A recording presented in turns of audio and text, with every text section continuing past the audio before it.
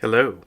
In the Crown of Aragon 639 years ago, it was February 9th, 1387. My name is Jonathan Seyfried. I'm a PhD candidate in history at the University of New Mexico. And this is the Historian's Notebook, a podcast about how history gets made. Season 1 is titled Molt cara companiona. We're looking at a document from each day of the first year of the reign of King Joan I of Aragon and Queen Violant de Bar. Let's begin today's document.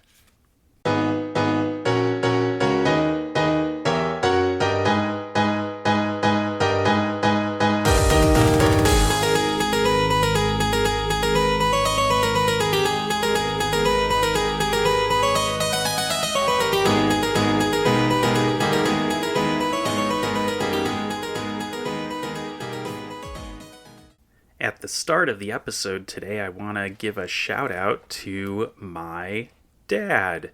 It's his birthday today. Happy birthday, Dad. Alright, so in addition to it being my dad's birthday, this is also the date of a little letter in the secret seal register of Violant de Bar. This is one of the shorter letters that we'll be working on this podcast season. I think it's probably the shortest one thus far this is at 4 lines, so I don't think we've had a document this short before. And when I saw it, I thought to myself, oh, this won't be too difficult. It's very short. Oh, no. There was a challenge with this letter because I cannot for the life of me figure out who it's addressed to. And I looked at the folio before, and I looked at the letters following. They do not seem to be related. They're on different days. And this one is the only February 9th letter around for Violant. So even the dating of it is weird because the scribe has chosen to put down the letter 9 as Roman numeral 5 followed by 4 I's. So VIII, which is not usually what I see. Usually when I see the number 9 rendered in these documents, it's rendered as IX for the Roman numeral 9. So there's some mystery here in this letter, and I turned to good old ChatGPT in order to get some help with it. And it turns out that this is a really good letter for practicing one's conjugations in medieval Catalan, because there's a lot of uses of the verb venir, to come. And so we're seeing these conditional phrases like if you would come, or please come to the court. So we've got, well, let me see, I'll just list them off here. We've got Vandriets, Venguda, and Vingats. I think those are the 3 that appear here. So the way that this letter starts is typical initial phrase, antes havem, which means we have understood. So Violant is starting out this letter by saying, hey, we've gotten some information, and here's what the information is. Then we have a person's name a little bit further down the line, Miguel de Novals. But what comes right before that is the phrase per relatio den.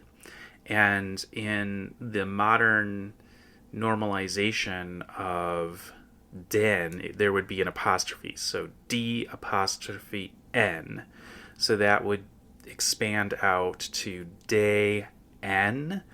which is of Mr.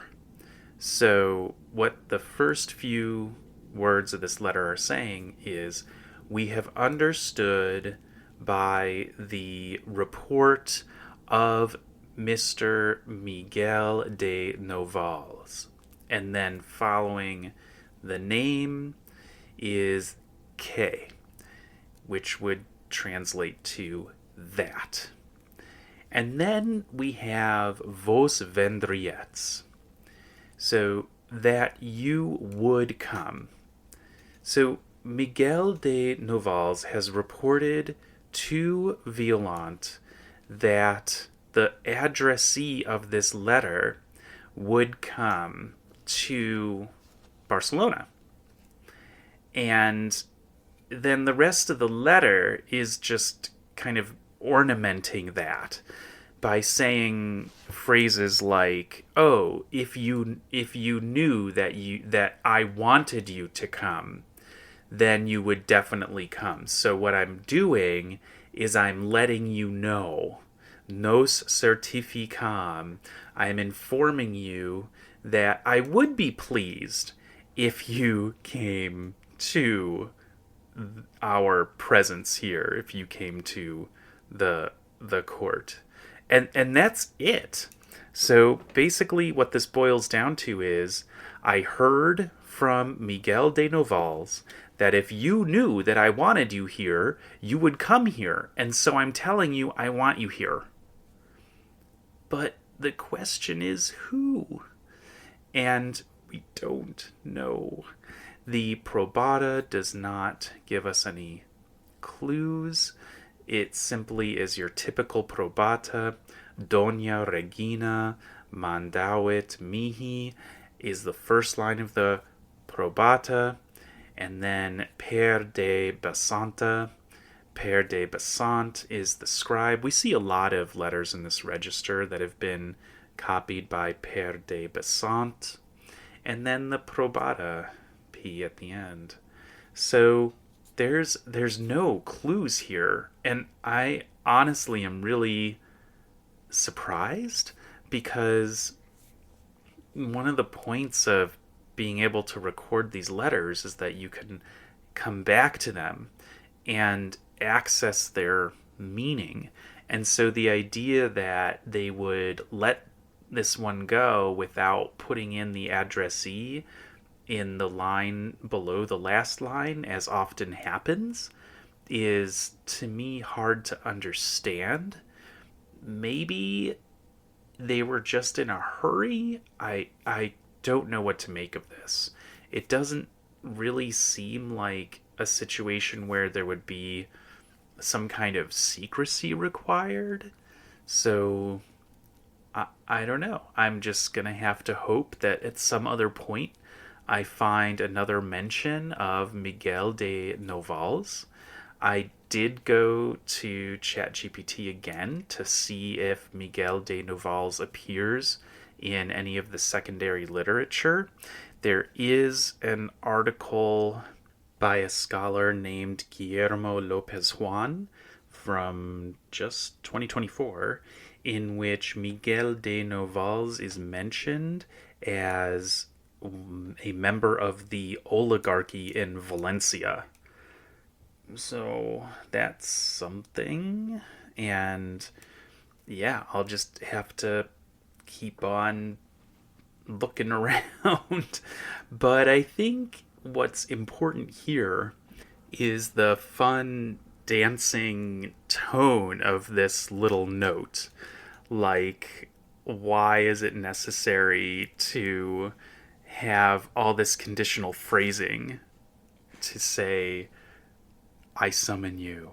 Or who is Violant writing to that she feels the need to couch her request for this person's presence in this kind of language? It's pretty interesting. So I'm really having a sense here of building the plane as I'm flying it on its initial voyage, because my understanding of the nuance of medieval Catalan is really at the beginning stages. this summer I'm taking an intensive seminar in medieval Catalan, and I hope to get from that a little bit more understanding of some of the nuances, like what I'm seeing in this particular letter. And suffice it to say that it's always an ongoing learning process. This is how history gets made. You try to make progress on your understanding of what happened in the past as you're overcoming language barriers or other kinds of barriers and understanding that will arise when you're trying to imagine what was going on in such a long time ago, or even not so long ago. You can have the assumptions and the perceptions that ground you in the present day interrupting your understanding of what happened in the past. And a little letter like this can bring that out in some surprising ways. And so what historians do is they do their best. And then later historians will come and look over again a particular letter or a particular interpretation, and they'll say, hey, actually, I can refine this. And that's how real history gets made. And it's actually like a lot of fields of knowledge. Like, you can imagine what I'm talking about in terms of scientific experiments, where someone does a scientific experiment, they reach a certain conclusion, and then someone else comes back later and challenges that with maybe a larger sample size in their study, so on and so forth. So knowledge building as a collaborative process is key to how history gets made, and it's key to understanding the value of expertise overall. And that leads me to discussing a little bit about AI. I thought this would be a good episode for me to get into some of the guidelines that I have in mind when I'm using AI, because it's incredibly helpful, but you've got to be very cautious. And so I'm going to explain a little bit about my cautionary notes.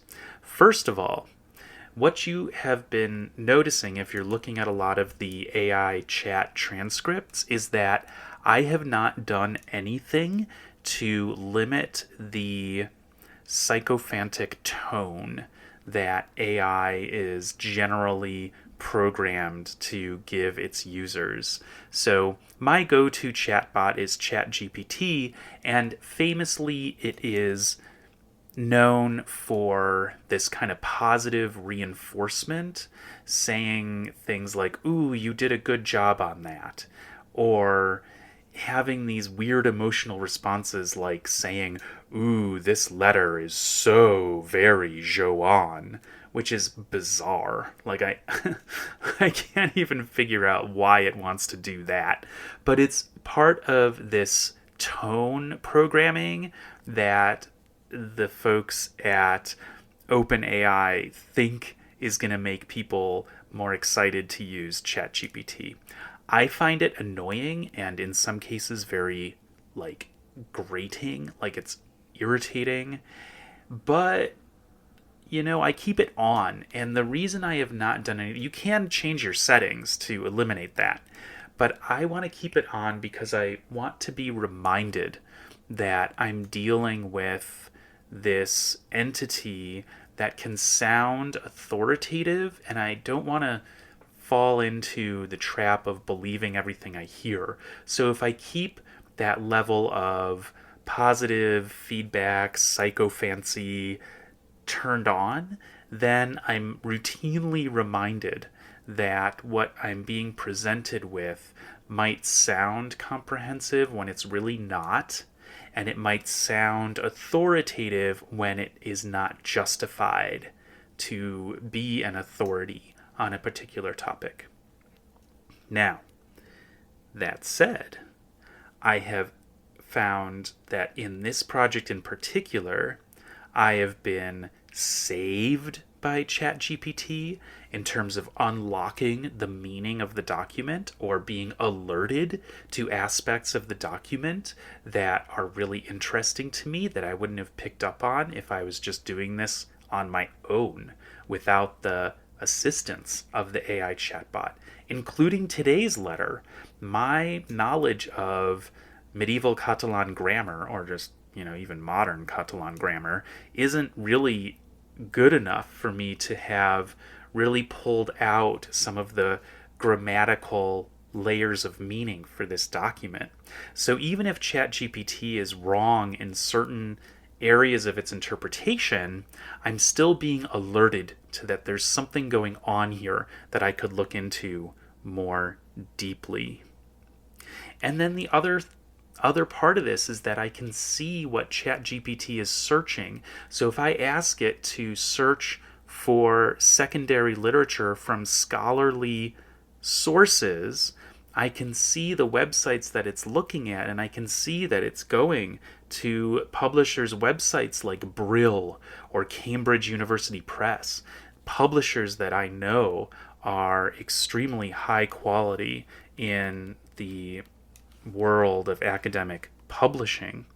So I'm able to monitor what ChatGPT is doing in its searches. It absolutely could have some blind spots, and the whole copyright violation issue with the AI chatbots and all of the scraping of data is a real ethical issue, and I'm not trying to excuse that or gloss over it, but there is a cost-benefit situation that I'm feeling here that I can apply to the ethical stance a little bit, that the gain in the practice and the educational endeavor is so great that it is worth engaging with the product even with its substantial ethical flaws at this time. So it's something that I am not dismissive of in any way, and I keep returning to and thinking through, and I'm monitoring to see what happens in the industry and how certain products, their companies, are more or less responsive to the feedback they're getting about the ethical dimensions of what they're doing.